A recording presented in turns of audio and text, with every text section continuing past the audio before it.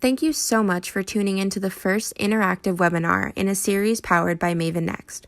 2020 Data Governance Trends, the Need to Knows to Grow. Today, we are hosted by 3 experts in the industry. Scott Peachy, MS, is the Director of Data Governance at Nationwide. He's here to share with you that data governance isn't something that should scare you and shouldn't be something that costs you an arm and a leg, but it's an essential tool we can leverage in these uncertain times. Arnold De La Fuente is an owner and founder of MavenNext. He's passionate about IT services and holds over 14 years of experience from a focus on discovery and integration type ITAM solutions to a strong understanding of data center operations. His contributions to clients range from operational oversight, operational assessments, designing solutions, and product management of ITAM engagements. Karina Clever is the founder of Clever Compliance, a company whose purpose is to mature clients' governance postures. Karina started her IT career in 1989 as a computer operator. In the following 30-plus years, her career culminated into executive leadership roles, which reinforced that growth occurs when companies apply best practice frameworks consistently. Well, we're just going to dive in right now to the first question, and we can go around, or whoever feels that they want to jump in, feel free, please. But right now, especially with the current landscape, just to be blunt, with COVID-19 happening, do you believe that data governance is being leveraged? I'm sorry. Okay. Do you believe that data governance is being leveraged during growth or for growth during this pandemic? And if so, how is data governance being leveraged? I know how I would answer that question, so I guess I'll go first. I appreciate it. Yeah, no problem. Yes, so data governance is something that's really, really important. So within our data governance portfolio right now is we have this services-oriented approach. So we go out into the business units and say, hey, we have this service catalog that's available to be used. We have the people on our team that know how to teach it, know how to utilize the tooling. So we think about it from people, process, and technology from those 3 perspectives. So what do we have to do? So we go in and lay the foundation on the work.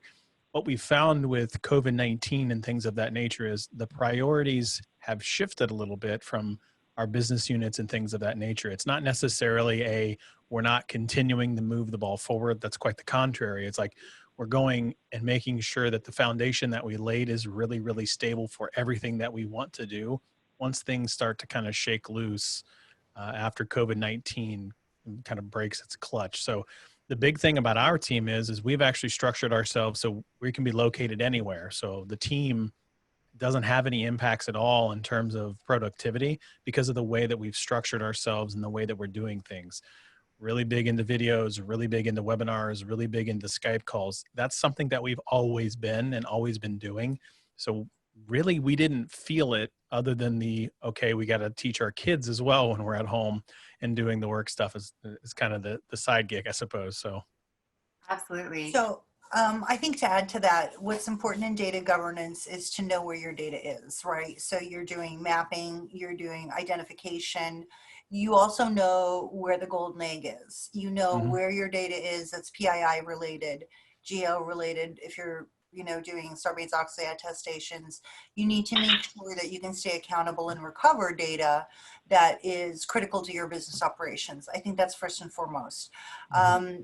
In this COVID time, it's important to know where everyone is accessing that data and how that's coming in, especially work from home parameters. All my clients, I had them develop little quick reference guides, basically, that tell people at home how to secure their Wi-Fi, because they don't even know whether or not their neighbors are, using their Wi-Fi because their password is password 123.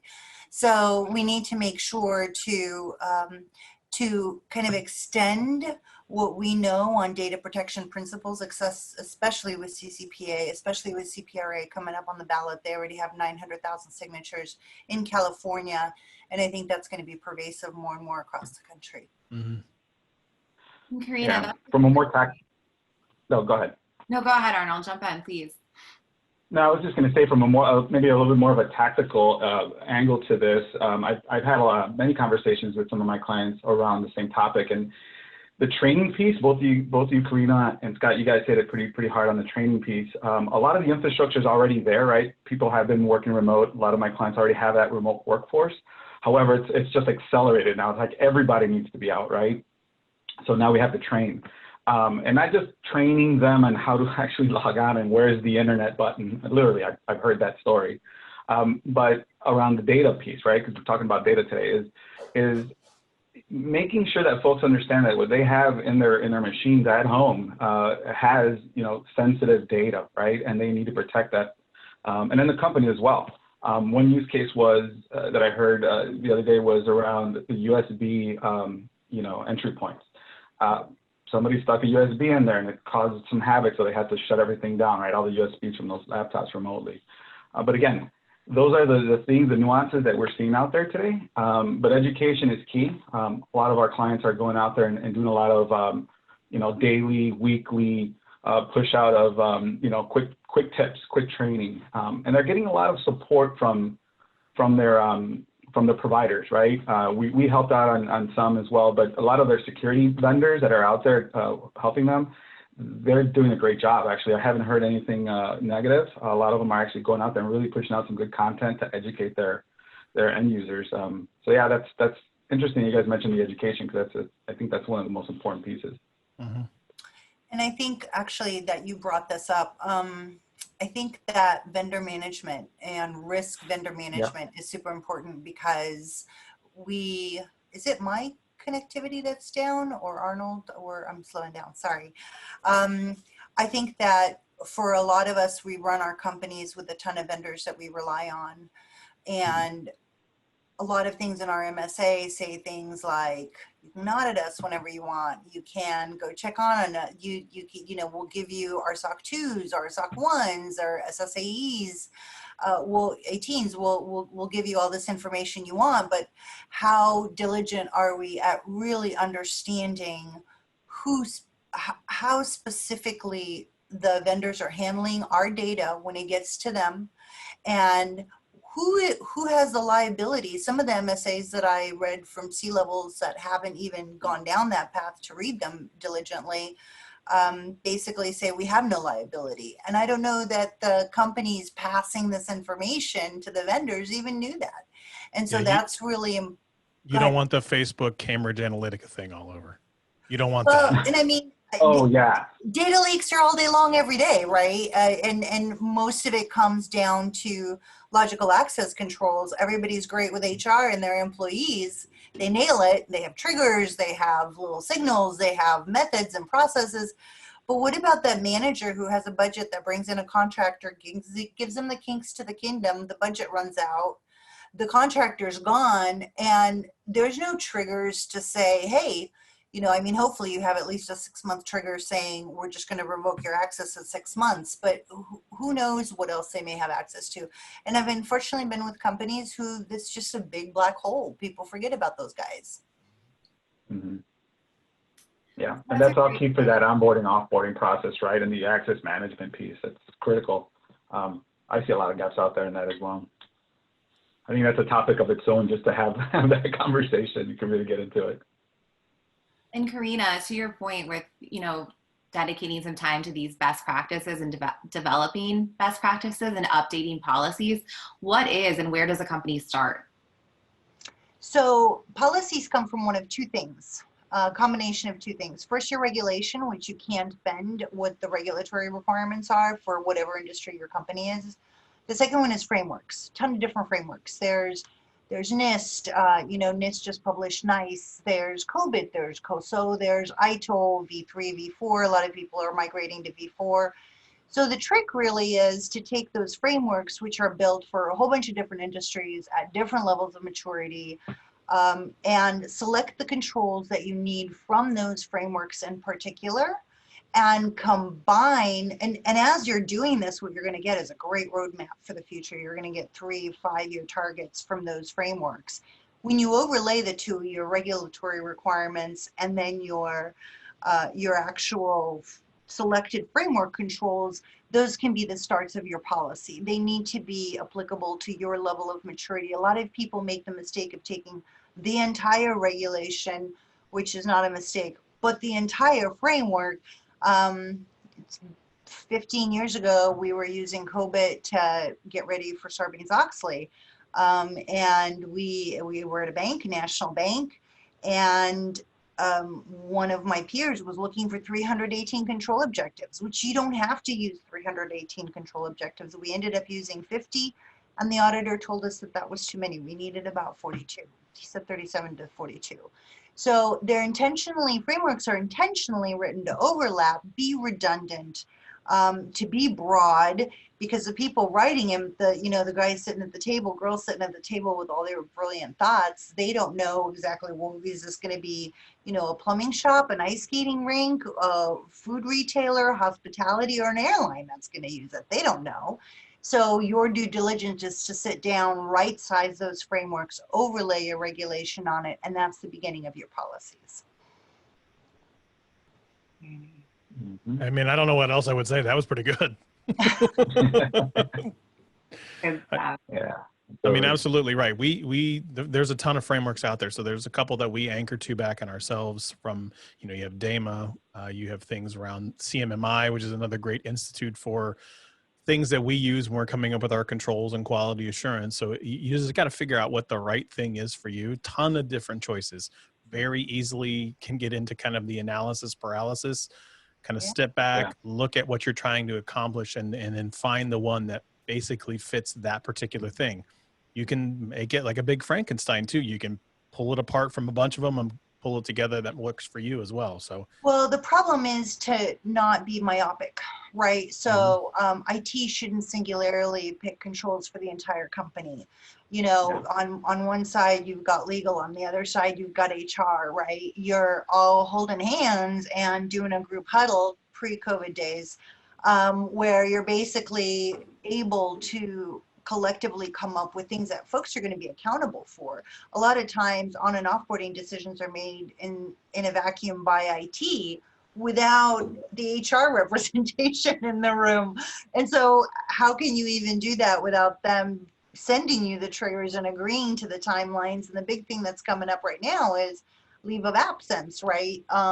Leave of absence, folks go off, they go get benefits at 55%. They check email every single day because they're being awesome, because they're group team players, and then they come back and they say, oh, well, now you owe me back pay because I'm salaried and I checked email every single day, and so you need to supplement my full salary in addition to the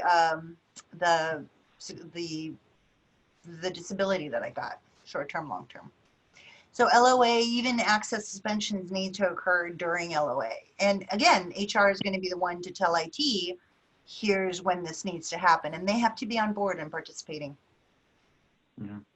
It's funny you said that pre-COVID days, everybody gets together and has this conversation. I'm going to beg to differ, because I do see a lot out there where, you have all these groups doing their own thing, beating to their own drum, right? For whatever reasons, political, financial, whatever the case may be.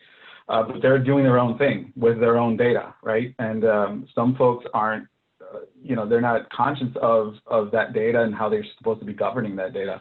And then, for example, we come in and we start talking, not so much the data governance piece, but the aggregation of that data, whether it's, on the ServiceNow platform, whatever the case may be. But you quickly start realizing that this data is everywhere, and it hasn't been managed possibly in the right formats, the right ways, no governance. And now, you want to put it all together and make some sense out of this. Well, that's where we see a lot of folks failing, right? Because, the directive is to get that done. A lot of times companies come in and get it done. But again, the management of that data coming in wasn't existing then, and it's still not existing now because folks were not talking to each other. That data is all over the place, and it's again, at risk, all consolidated into one, CMDB or what have you, right? So it's key. It's important for everybody to be together and really understand all the data, and having a data steward, somebody responsible for all that data in an organization. And unfortunately, it's not too prevalent to see someone just responsible just for that across the board. And Arnold, to that point, so obviously there should be a data stewardess, to your point, but also should the data be in the same place, the same area? And how does a company start to recognize that and really consolidate all their data into one area or one location? Where have you seen success?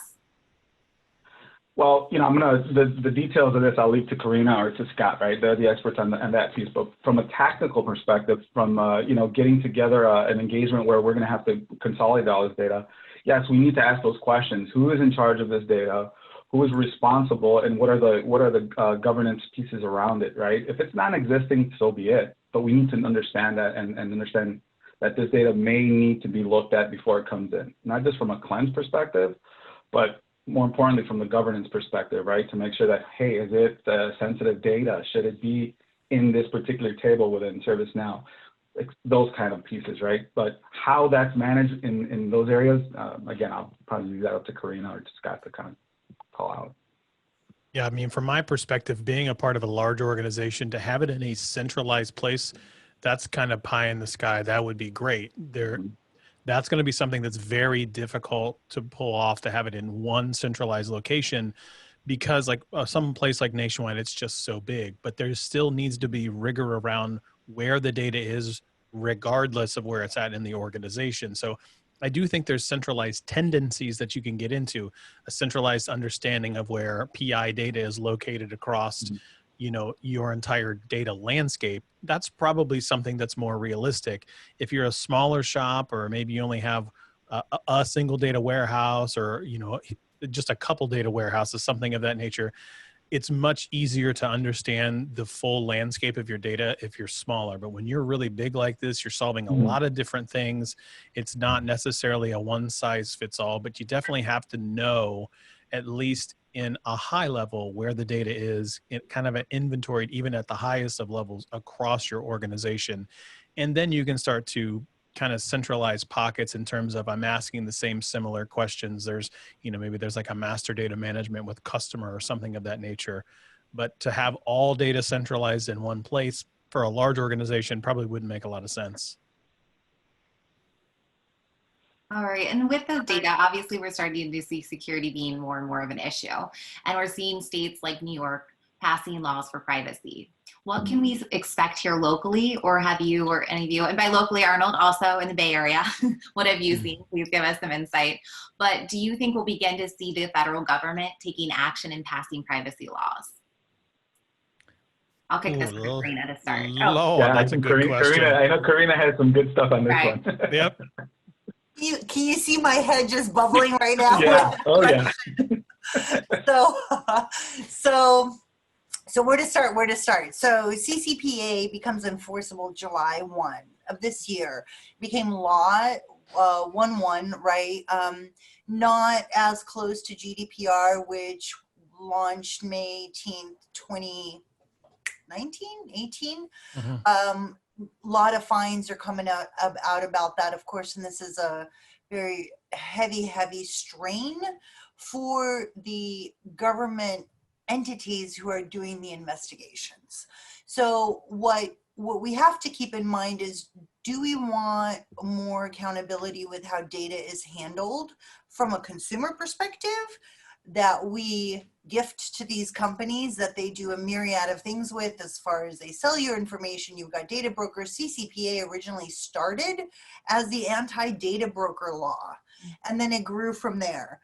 CPRA, which is going to be on the November ballot for California, is a CCPA on steroids. It has a lot more restrictions, a lot more accountability for these companies. Unfortunately, the tough thing is, if you read any SOC 2, it opens with saying there are subservice organizations, which means that the company being audited uses off-prem services and a vendor who may also use off-prem services downstream. And they say, based on AICPA trust principles, we're trusting that our vendor that we give this data to is doing the right thing. How closely are they audited? We hope always, and we hope that it's stringent accountability, but we don't know that that's necessarily true with vendor management. Risk management seems to be on the low totem pole for a lot of people, unfortunately. So for now, we have Maine, We have Nevada, we have the state of California that have very state-specific privacy laws in place. CPRA